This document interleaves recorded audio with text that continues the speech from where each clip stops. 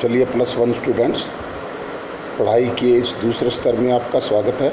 आज हम करेंगे पॉलिटिकल साइंस का 3rd लेसन, जिसका नाम है समानता, इक्वलिटी, बराबरी।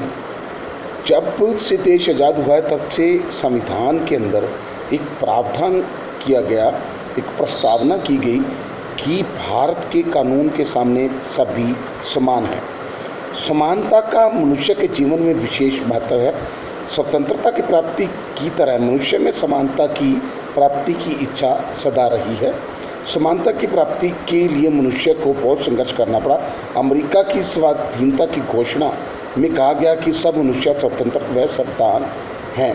फ्रांस की क्रांति के पश्चात अधिकारों के घोषणा पत्र में कहा गया सब मनुष्य स्वतंत्र तथा समान पैदा हुए हैं, वे अधिकारों के विषय में भी समान और स्वतंत्र रहते हैं। भारतवर्ष के संविधान में मौलिक अधिकारों के अध्याय में समानता का अधिकार भी लिखा गया है। समानता का अर्थ, साधारणतः शब्दों में समानता का यह अर्थ लिया जाता है कि सभी व्यक्ति समान हैं, सभी के साथ समान व्यवहार होना चाहिए और सभी को समान वेतन मिलना चाहिए। इस मत के समर्थकों का कहना है कि प्रकृति के सभी मनुष्यों को समान बनाया है, यह प्रकृति की इच्छा है कि वे समान रहे। इस विचार का समर्थन अमेरिका की स्वतंत्रता की घोषणा तथा फ्रांस के अधिकारों की घोषणा पत्र में भी किया गया, परंतु यह विचार ठीक नहीं है। प्रकृति ने मनुष्यों को समान नहीं बनाया है, प्रकृति ने मनुष्य में असमानताएं उत्पन्न की हैं।